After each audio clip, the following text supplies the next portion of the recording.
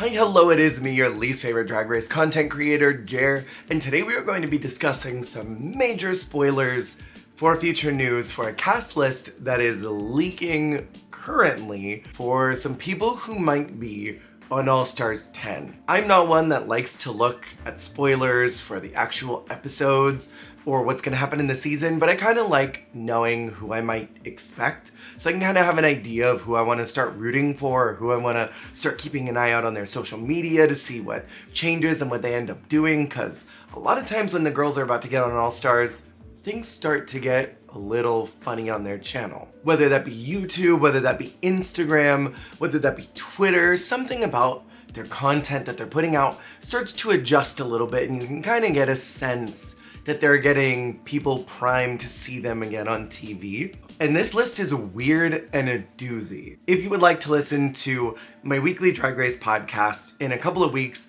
my sibling and I are going to be talking about this a little more in depth, so keep an ear out for that and you can hear their thoughts as well. But here are mine. Again, these are major spoilers, so please only engage and continue watching if you want some spoilers on who might be on this season. This could end up panning out to nothing, but if these are the girls that are actually cast and you don't want to know, that's that on that.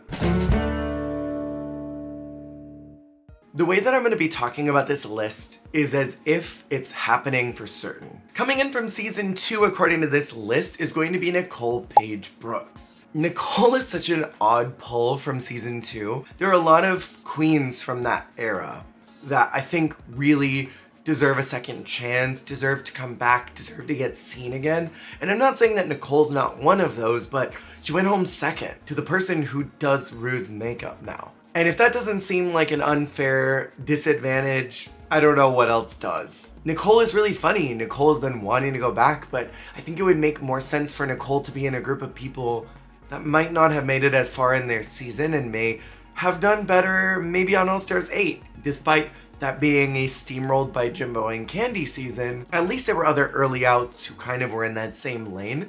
Nicole's drag is also a little bit low-key, and that isn't really gonna fly on Drag Race anymore. From season 3, we have Phoenix. Phoenix is another odd pull because she was such an early out, but it's really exciting to see this person's drag again, someone who really made a mark by doing things that were very different for what we were seeing at the time. If I was gonna pull anybody from that season again, I would give a second chance to Mariah, because Mariah kind of got shafted in All Stars 5, like a lot of those queens did, and I feel like Mariah gives better television than what Phoenix might be able to do. Then this list makes some very odd left turns and skips the golden era of Drag Race, which is season 4, 5, and 6, where we have queens like Dita Ritz, Coco, Linacia, Adore Delano, Laganja, April Carrion, who really deserve another chance to come back to All Stars. And we move directly into season 7, where we are bringing in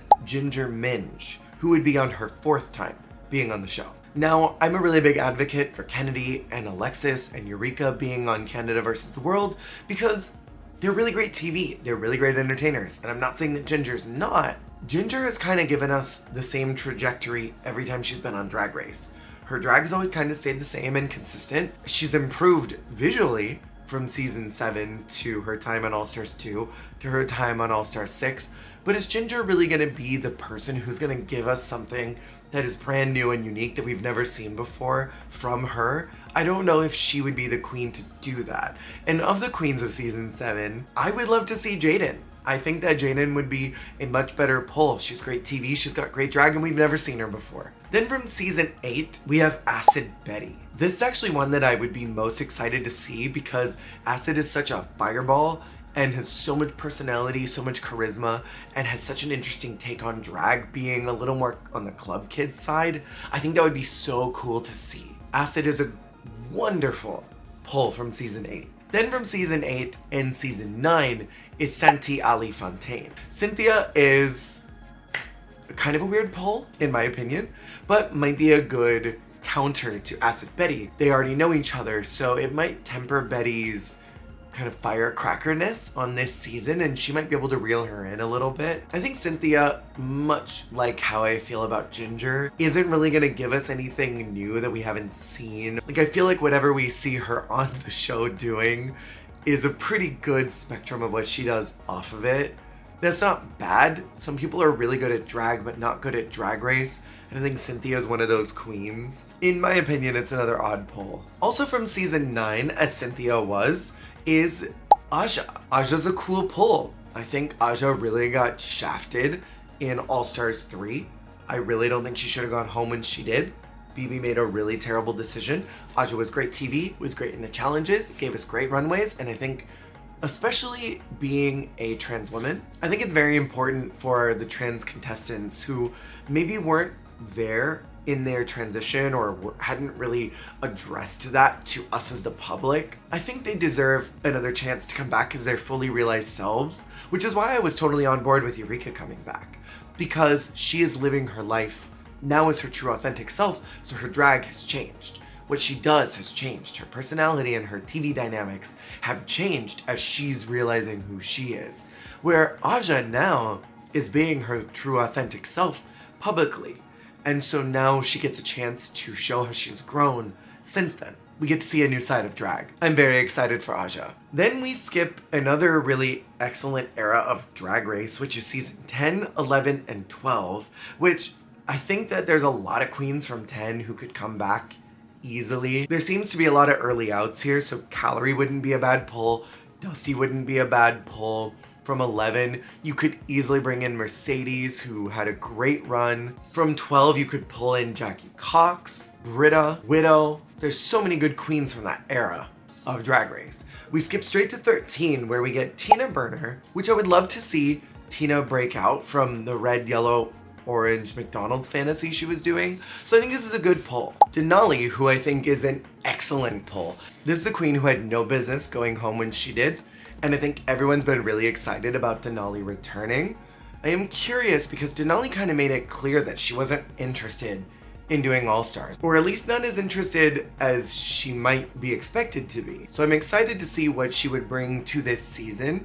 Denali was great TV and would have so much of a glow up to show from 13. Next is Olivia Lux, and I'm not mad about Olivia being there, but it does feel a little sabotagey to have her in the same season as Denali, and I could see them as doing some type of situation where Olivia sends home Denali somehow, and like a very Farrah and Valentina type situation, but without all the stakes of friendship, just for the drama. I would like to see Olivia maybe have another year and grow her drag a little more and be on the next season of All Stars, where maybe it's all congenial queens who are there. I don't know if the people that I've read so far are people that Olivia would gel with very well. Plus, I just think too much of one season is too much. I would much rather only see 2 people from a singular season and allow a third to exist on another franchise. Then from season 14 is where it gets a little crazy, and I'm gonna rapid fire these because it's kind of disappointing to see this many season 14 queens.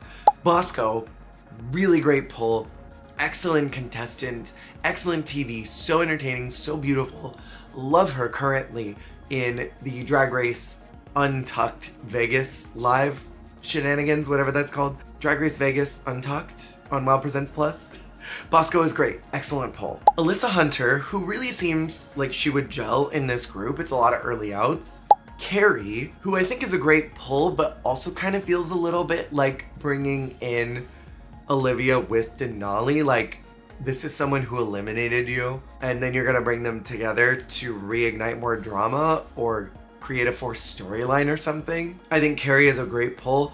I would love to see her on another season. Deja Skye, who I'm really excited about seeing in any capacity. I think Deja is extremely talented, extremely funny, very good at what she does, super informative, would kind of have like a James Mansfield edit, I think, or a run, like in All Stars 8, not in season 9. And I think it would be really cool to see her again, but again, I kind of wish that she was on another season. Then Diabetica, who again, I think would be great in another season. This doesn't seem like a group that Dia would gel very well with. Good pull, not for this cast. And then most suspiciously is Georges, who just came off of All Stars 9. So was Georges like leaving the premises with her bags and her Muppet hair still on? And Ru said, Georges, come back. I want you on the next season. Can you do it? Please tell me you'll do it. And Georges said, can I smoke? And that's why she was late to DragCon, because she was filming All Stars 10. I don't know, if this is true, that's such a weird pull, and I don't like it. Then from season 15, we have Irene Dubois. And what I'm liking about the season is that it's a lot of early outs. And I think Irene would do well with people like Nicole and Phoenix, but against people like Daya and Deja and Ginger Minj, I don't know if you could convince me that this season wasn't built for the front runners, and that might be the theme. It might be early outs versus front runners, since early out versus fan favorites didn't really work. Beginning of the season, end of season is the idea, but even then, people like Alyssa and Carrie and Denali were kind of mid-outs. They weren't like they made it to the very end.